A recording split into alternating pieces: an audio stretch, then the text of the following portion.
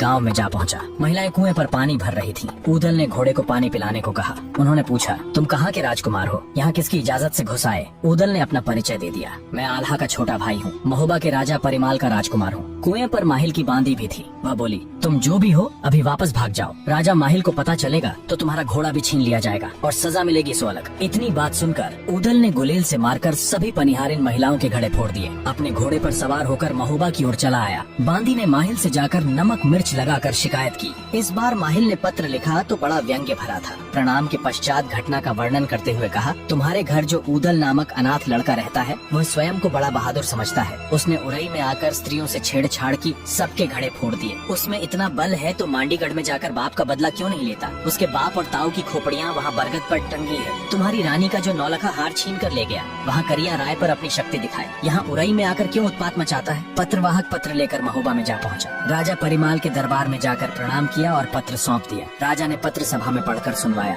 राजा परिमाल ने भी तुरंत जवाब लिखा, माहिल, ये लड़के आल्हा, ऊदल, ब्रह्मानंद, मलखान आदि जैसे मेरे लिए हैं वैसे ही तुम्हारे लिए भी है। जितने घड़े ऊदल ने फोड़े हैं उतने सोने के कलश भिजवा देता हूँ। मांडोगढ़ की बात मत करो। जिस लड़के की शिकायत कर रहे हो वह दस्सराज का ही पुत्र है। यदि वह सुनेगा तो मांडोगढ़ पर अभी चढ़ाई कर देगा। वह अभी किशोर है, जवान होने पर तो बदला लेने जाएगा ही। पत्र को लेकर धामन पत्रवाहक उरई पहुँच गया। माहिल ने पत्र पढ़ा। इस घटना को अभी 3 महीने ही बीते थे कि हिरणों का पीछा करते हुए ऊदल फिर उरई जा पहुँचा। हिरणों के एक जोड़े का ऊदल ने शिकार कर लिया पर बगिया तहस नहस कर डाली। माहिल के पास शिकायत पहुँची तो माहिल ने तुरंत ही वहाँ अभय को भेजा। वह जाकर बोला, यहाँ ऊधम क्यों मचा रखा है? जल्दी यहाँ से भाग जा, नहीं तो घोड़े से नीचे गिरा दूंगा। ऊदल को इतना सुनकर क्रोध आ गया। घोड़े से उतरकर अभय के पास पहुँचा। एक दाव मारकर अभय को भूमि पर गिरा दिया, फिर एक झटका दिया और बैंदुल पर सवार होकर हिरणों की जोड़ी लेकर महोबा की ओर रवाना हुआ। माहिल को अभय की बाह टूटने और बगिया को नष्ट करने की सूचना मिली तो उसे भारी गुस्सा आया। माहिल अपनी घोड़ी पर चढ़कर तुरंत महोबा के लिए चल पड़ा। राजा परिमाल का दरबार लगा था।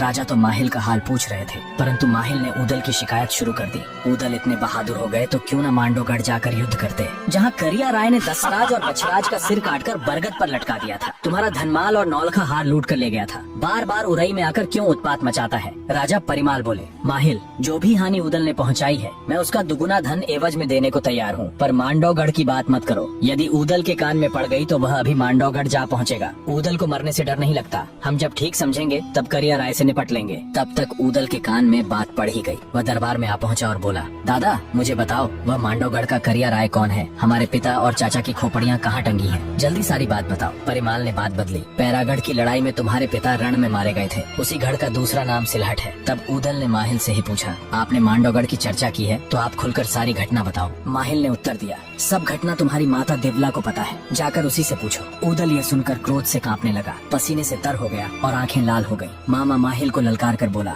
मैं अवश्य अपने पिता का बदला लूंगा। उस करिया राय का सिर अपने हाथ से काटूंगा। फिर ऊदल अपनी माता देवला के पास गया और घटना की सतवाई पूछी। माँ से कहा, सच बताओ, यह करिया राय कौन है? उसने हमारे पिता को क्यों मारा? यदि अपने पिता का बदला नहीं लिया तो हमारे जीवन को धिक्कार है। माता अभी ऊदल को युद्ध के लिए भेजने को तैयार नहीं थी, परंतु ऊदल ने तलवार निकाल ली और कहा, या तो सच बता दो अन्यथा मैं आत्महत्या कर लूंगा। तब विवश होकर देवला ने बताया, जमवे का राजकुमार करिया राय महोबे पर आधी रात को चढ़ाया। इससे पहले भी वह आक्रमण करने आया था, तब तुम्हारे पिता, चाचा और तालहन ने मारकर भगा दिया था। वह अपनी उसी हार का बदला लेने दोबारा आधी रात को आया और सोते हुए दोनों वीरों को बांध ले गया। अपने यहाँ उनके सिर काटकर बरगद पर लटका दिए। यहाँ से मल्हना रानी के गहने और नौलखा हार भी ले गया। वह राजकुमार नहीं, लुटेरा है, लुटेरा। माता की बात सुनकर ऊदल बोले, मैं अपने पिता और चाचा का बदला अवश्य लूंगा। मांडोगढ़ को खोदकर तालाब बना दूंगा, करिया राय का सिर काट दूंगा, उसका वंश ही मिटा दूंगा। इस पर देवी ने कहा, बात ठीक है, मैं भी यही चाहती हूँ, परंतु अभी घर में बैठो। मांडोगढ़ को जीतने का समय अभी नहीं आया। गढ़मांडो से पहले 12 कोस का बीहड़ जंगल है, फिर लोहागढ़ का भयानक किला है। अभी तुम्हारी उम्र कम है, अनुभव भी नहीं है। ऊदल बोला, जब से सुना है मेरे मन में आग लगी है। जब तक बदला नहीं ले लूंगा मैं आराम से बैठ नहीं सकता। माता दिवला ऊदल को लेकर रानी मल्हना के पास गई और सारी बात बताकर कहा कि ऊदल को आप समझा सकती हैं। मल्हना ने बड़ी चतुराई से ऊदल को समझाने का प्रयत्न किया, परंतु उसने कुछ भी मानने से इनकार कर दिया। तब रानी मल्हना ने विचार किया कि ऊदल को मांडोगढ़ जाने की अनुमति दे देनी चाहिए। फिर तो रानी मल्हना ने अनुमति के साथ विजयी होने का आशीर्वाद भी दिया। फिर माता ऊदल को साथ लेकर आल्हा के पास गई। वहीं पर सैयद तालहन भी बैठे थे। दिवला बोली, आप हमारे जेठ सेठ लगते हैं। आपका भतीजा ऊदल हमारी बात नहीं मान रहा, ये मांडवगढ़ जाने को मचल रहा है। आप इसकी रक्षा के लिए साथ जाओ। आल्हा ने भी समझाने का प्रयास किया कि अब भी अनुभव की कमी है, ऐसा नहीं कि पिताओं की तरह हमारी खोपड़ी भी बरगद पर टांग दी जाए। ऊदल ने कहा, अब हम बदला लेने में समर्थ हैं तो क्यों न लें। जहाँ तक मृत्यु की बात है तो जब आएगी